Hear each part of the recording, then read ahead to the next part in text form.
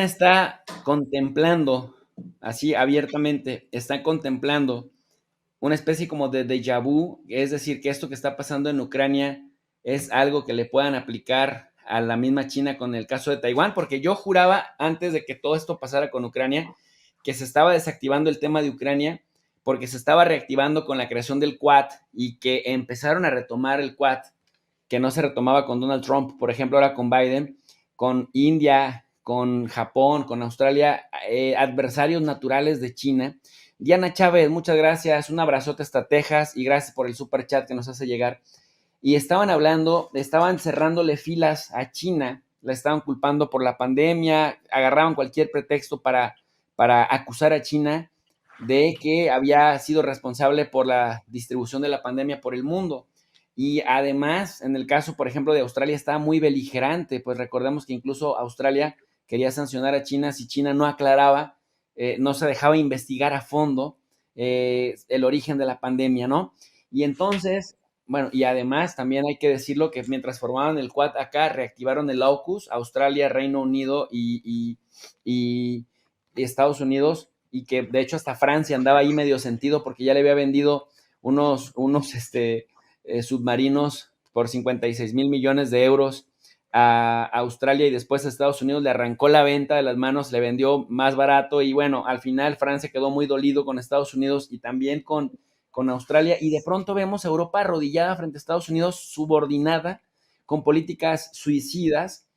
y se desactiva un poco China. Bueno, hasta Japón sacó del libro blanco o del libro, me parece, libro blanco, libro negro, el libro en donde, el libro militar, en donde ya dejó de considerar en el 2021 a China como, a Taiwán como parte de China, y entonces esto me pareció una mera provocación y decía que la suerte que corriera Taiwán, la suerte militar de Taiwán, también la estaba corriendo el mismísimo Japón y que iba a responder ante una agresión china de Taiwán de manera beligerante. Entonces yo creía que la trampa de Tucídides, de la que nos hablaba Graham Allison en 2017, se iba a cumplir porque él ya advertía, China y Estados Unidos están en camino de colusión a una guerra porque tal vez Estados Unidos no se quiere dejar sustituir por China y de pronto, bueno, pues ahí están esas hostilidades. Y luego explota, pues arranca, le cierran todos los caminos a Rusia. Vemos una rusofobia exacerbada en Europa, pero entonces China se decanta. Pero ¿saben algo? Y de ahí quiero partir mi pregunta para los dos. Viendo incluso a los pacifistas, por ejemplo, al diputado de la Bundestag en Alemania, que les dijo, ustedes son culpables y van a tener que asumir históricamente la responsabilidad de las respuestas que nos dé Rusia, le dice a los diputados alemanes, el diputado del Partido Alternativa, porque aquí estuvo Putin ofreciéndonos un esquema de seguridad regional y ustedes lo rechazaron y ustedes lo están arrojando a los brazos de China cuando Putin quiere ser Europa. Y estaba yo viendo a Jean-Luc Mélenchon, el diputado de izquierdas, que se lleva muy bien con Andrés Manuel López Obrador, presidente de México, diciendo, paremos esta locura, por Dios, la guerra no nos conviene, la guerra es suicida. Ustedes están aventando, si no hacemos que Ucrania sea neutral y no le estamos dando ninguna salida a Putin porque desde cuando estamos expandiéndonos hacia las fronteras de Rusia, es Europa la que se está moviendo hacia Rusia y no Rusia hacia acá. Estamos arrojándolos a los brazos de China. Volvió a salir el tema de China. Y, y en este caso, Stephen Cohen, un historiador experto en historia moderna de Rusia, también decía algo parecido. Putin no rehuye al combate. Si le cierran las salidas diplomáticas y lo cercamos, el oso va a responder. Y mientras el oso responde, va a estar volteando también hacia el dragón. Entonces parece que incluso hay una rusofobia brutal en Europa por el eurocentrismo, pero también hay una sinofobia. Incluso los defensores de la paz están preocupados porque van a arrojar al oso a los brazos del dragón. Y en ese contexto les pregunto, ¿esto es una premonición de lo que viene también para China en el caso de Taiwán? ¿Lo ven posible haciendo un escenario prospectivo, Abraham? Mi respuesta se basa un poquito en lo que había comentado hace ya un tiempo aquí mismo. El conflicto por Taiwán es quizás el conflicto más importante que permanece sin resolver para China. Es un conflicto de identidad en el sentido de que el gobierno de China sostiene la doctrina de una sola China, es decir, que Taiwán no es una entidad separada de China. De ahí viene su calificación como provincia rebelde. Como ya lo mencioné también, la unidad territorial es una prioridad que no tiene calidad de negociable para los chinos. En otras palabras, ese conflicto tendrá que resolverse tarde o temprano en favor de China según su perspectiva. Si a esto añadimos que Taiwán tiene un carácter estratégico por distintas consideraciones, podremos empezar a ver algunas circunstancias que se parecen un poquito a la situación de Ucrania en relación con Rusia. Veamos, por ejemplo, la parte estratégica militar.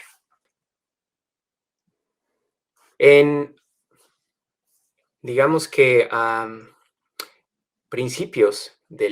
finales del siglo XIX, principios del XX, para Japón, el hecho de que la península de Corea pudiera caer en manos de los soviéticos, en ese momento de Rusia, era para ellos, pues literalmente, que Rusia se apropiara de una daga que pendía sobre el corazón de Japón, así lo mencionaban. Una visión similar se tuvo sobre la importancia de Corea para la República Popular cuando se corría el riesgo de que por la invasión de los del norte a los del sur, después de la división de la península, por la ofensiva de la fuerza conjunta de distintas naciones lideradas por Estados Unidos, la perspectiva de que esta alianza pudiera convertir a la península en un país aliado de Estados Unidos justo al lado de China, pues era algo inaceptable para ellos. Esto orilló a los chinos a participar de forma no oficial en la guerra de Corea.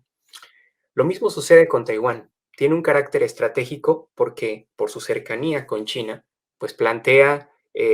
cuestiones de defensa militar que no pueden soslayarse. Si a esto añadimos la cuestión de la economía,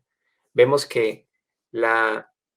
definición de Taiwán como una entidad que es parte de China o que no lo es, afecta los límites de soberanía marítima, sobre la cual pues pende también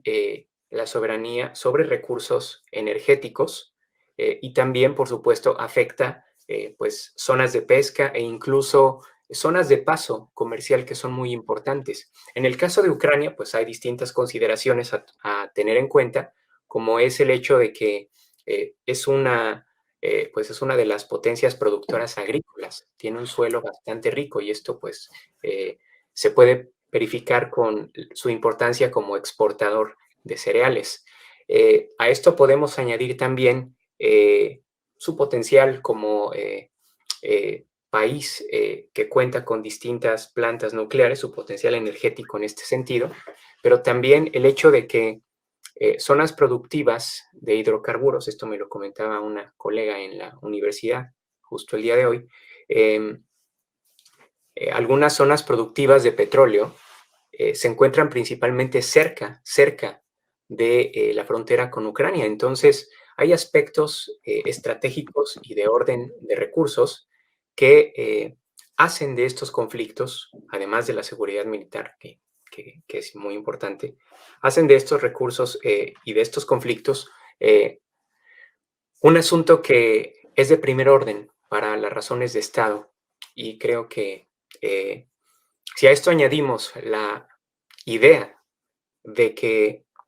el conflicto podría tener una fecha de desenlace, el de Taiwán, eh, al menos para el año 2049, por razones simbólicas que Germán podría comentar un poquito, pues le añade más tensión al asunto, ¿no? Y Gracias, me querido gusta Abraham. mucho ir a Germán, que hay mucho que decir sobre este tema. Gracias, querido Abraham. Germán, pues, adelante. Sí, muy bien. Pueden existir muchas similitudes en cuanto a que incluso plantea esta idea que bien lo has comentado, Jesús, de algunas doctrinas que se han revivado, por ejemplo, en estas geopolíticas de contención, que son algunas delimitaciones de zonas territoriales por parte de algunas potencias, ya sean de carácter pues más global o regional, y que tienen el objetivo de pues establecer una presencia sólida y además esa presencia establecer un control en los procesos de dicha región, ¿no? Y en este caso, para el caso, pues, de Taiwán, como bien lo menciona Abraham, precisamente sí es, para China se identifica como una cuestión de identidad e incluso también de identidad territorial e integridad, y que sigue siendo quizás una cicatriz que no ha podido, digamos, subsanarse bajo un proceso histórico que sigue presente, pero que además ahora implica muchas, digamos, apuestas que pueden ser, digamos, difíciles de llevar a cabo a través de un ejercicio bélico. Es decir, por ahí muchas veces se ha planteado en algunos medios esta idea de que China está dispuesta, digamos, a utilizar cualquier mecanismo con el objetivo de recuperar la presencia, digamos, de facto y una presencia también política militar en términos del territorio en Taiwán, pero que, bueno, incluso hubo momentos en los que quizás se pudo haber planteado, digamos, contraintuitivamente, o hablando en términos históricos, en los 50 hubo ahí algunos ejercicios, en el 95, 96 hubo una situación también ahí de crisis, pero que, bueno, ahora también quizás sería difícil que se lleve de manera, o desde esa manera, debido a una pues digamos, compenetración económica que existe entre China y Taiwán y además una complementariedad e incluso en algunos elementos económicos estratégicos, como es el, por ejemplo, en el desarrollo de microchips, en la industria electrónica, en la industria digital, en la cual pues sumamente son complementarios. Entonces, por esa parte, quizás este sí puede ser una lección, por ahí también se ha hablado de que este puede ser una lección en la cual, pues, digamos, el gobierno chino está sumamente atento a esta respuesta e incluso, bueno, sabe que también si lleva a cabo una acción de manera unilateral, eso puede llevar también a un descarrilamiento, a pesar de este ejercicio que se habla de un desacoplamiento económico y una búsqueda de endogeneidad en términos de defensa, en términos, digamos, de tecnológicos, científicos, por parte de China. Incluso, pues también sabemos que una buena parte de su fortaleza económica se debe precisamente a su interconectividad y que, bueno, eso también se complementa precisamente, como lo decíamos, en todas estas serie de proyectos que se enmarcan bajo la iniciativa de la Franja y la Ruta, que dijimos, bueno, es terrestre, es marítima, ahora también que va a ser polar, digital, también se habla de espacial, incluso un poquito ya también se empieza a, digamos, especular en ese aspecto. Entonces, digamos lo que en esa manera sí están tomando nota de todo lo que está pasando, ¿no? En términos de esa respuesta de exclusión, por ejemplo, para Rusia del sistema SWIFT, en términos de, pues, una ofensiva política diplomática, una ofensiva también en términos, digamos, comerciales o de sanciones económicas, que si bien es cierto también son tiene un efecto boomerang, porque también, digamos, el espacio europeo, y no solamente el espacio europeo va a sufrir con esas sanciones económicas, sino pues el planeta va a sufrir con esas sanciones económicas también. Entonces, todo eso representa sí una lección que bien va a estar tomada y como pues bien menciona Abraham, pues aquí hay una fecha que parece ser que a veces sacude, ¿no? Que es el 2049, por ese simbolismo también de lo que representa esa integridad territorial y que sería, digamos, como la culminación de ese proceso revolucionario que surge, o bueno, comienza en 1949 con la formación de la República Popular de China.